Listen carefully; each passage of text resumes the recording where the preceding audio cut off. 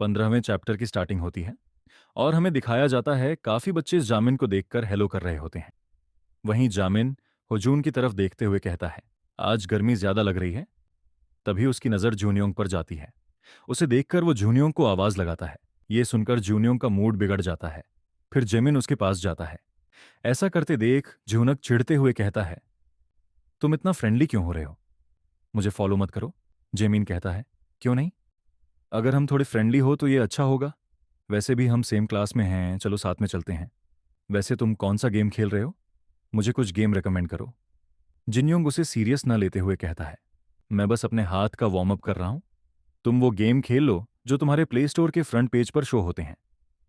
तभी हमें दिखाया जाता है स्योन ही उन्हें देख रही होती है।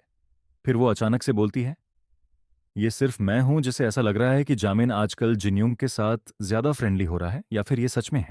पर होजून उसके अचानक से आ जाने से डर जाता है। फिर वो शांत होते हुए सीन ही को जवाब देता है, मैं इस चीज को इनकार नहीं कर सकता। उसने कहा वो जिन्योंग के क्लोज होना चाहता है। आजकल ये जिन्योंग को हर जगह ज्यादा ही फॉलो करने लग गया है। इस पॉइंट पे ऐसा नहीं लगता ये उसे बुली कर रहा है। मैं बस हैरान हूं कि ये क्या सोच रहा है उस लड़के के साथ दोस्त बनने का, जो बॉयफ्रेंड है उस लड़की का, जिसके साथ एक टाइम पर इसका कुछ था। स्योनी ये सब शांति से सुनती है और जिमीन को देख रही होती है। इसके बाद हमें कुछ टाइम बाद का सीन दिखाया जाता है जहां स्योनही और जिमीन आमने सामने होते हैं। फिर हमें पता चलता है स्योनही बाथरूम के बाहर जिमीन का वेट कर रही होती है। जैसे ही वो बाहर आता है वो उससे कहती है, मुझे तुमसे कुछ बात करनी है। इसे ऐसे देख जिमिन कंफ्यूजन से ठीक है बोल देता है।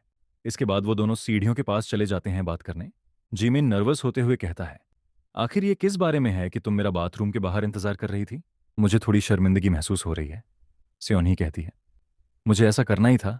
आखिर तुम कुछ दिनों से अजीब हरकतें जो कर रहे हो। फिर वो सीरियस होते हुए कहती है, आजकल तुम ज्यादा ही जिन्योंग के क्लोज होने की कोशिश कर रहे हो। जामिन कहता है, अच्छा जिन्योंग, हाँ, मैं उसके क्लोज होने की कोशिश कर रहा हूँ, इसलिए मैं उसे थोड़ा परेशान कर रहा हूँ।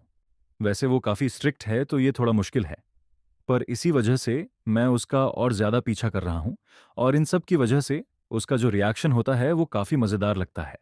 स्योनी कहती है, पर तुम इतना लंबा क्यों खींच रहे हो चीज़ों को? बस उसका दोस्त बनने के लिए? फिर वो कहती है, क्या तुम ये सब बोमी की वजह से कर रहे हो? ये सुनकर जीमान थोड़ा हैरान हो जाता है।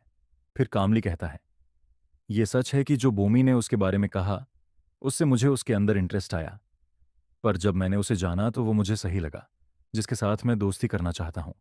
स्योनी परेशान होते हुए कहती है, तुम ये कहो, फिर भी क्या तुम्हें कोई परवाह नहीं होगी कि वो दोनों साथ हैं? और कैफेटेरिया में भी तुम्हारा बर्ताव काफी डिफरेंट था। कैफेटेरिया की बात सुनकर जेमिन कहता है, क्या ये इतना ऑब्वियस था? मुझे शर्मिंदगी महसूस हो रही है। फिर जेमिन कहता है, मैं सच कहूं तो मैं अभी भी बोमी का दोस्त रहना चाहता हूं, और अगर मैं ऐसा करता हूं तो मुझे इससे थोड़ी दिक्कत तो होगी उन्हें ऐसे साथ देखने में। तो मैं वेट करूंगा जब तक मुझे इसकी आदत ना हो जाए। और वैसे भी मैं इससे ज्यादा क्या ही कर सकता हूं, और ये चीज मेरी फीलिंग्स को स्टेबल करने में मदद करेगी।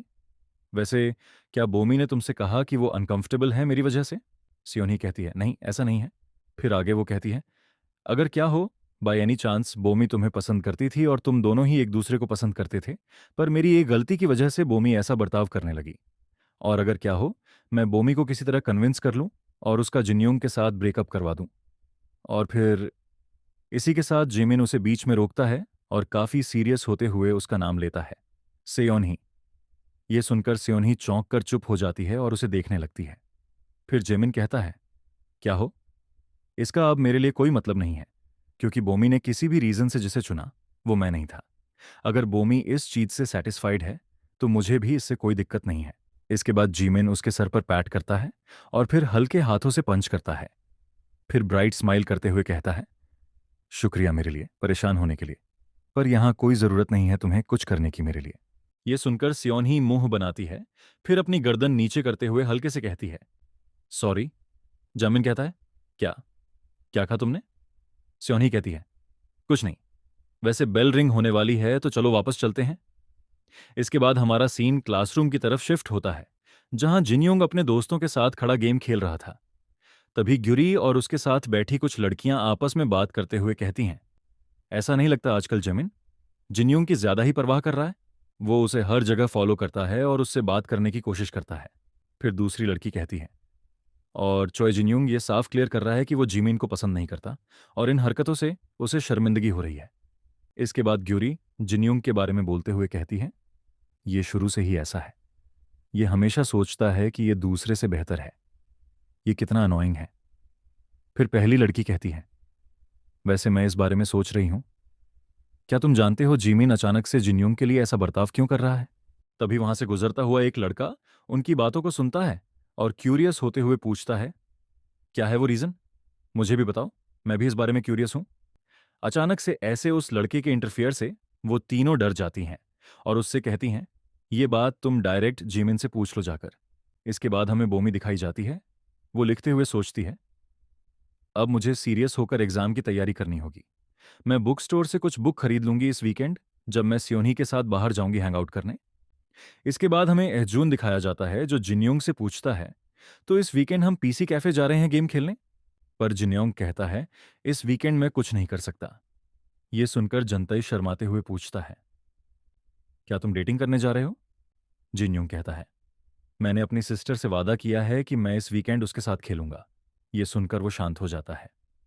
इसके बाद हमें वीकेंड का सीन दिखाया जाता है जहां जिन्योंग और बोमी एक दूसरे से टकरा जाते हैं बुक स्टोर में। इसी के साथ हमारा 15वां चैप्टर कंप्लीट होता है। तो दोस्तों, बस इतना ही। अगर पसंद आया हो तो अपना समर्थन जरूर दिखाएं, लाइक और सब्सक्राइब करके।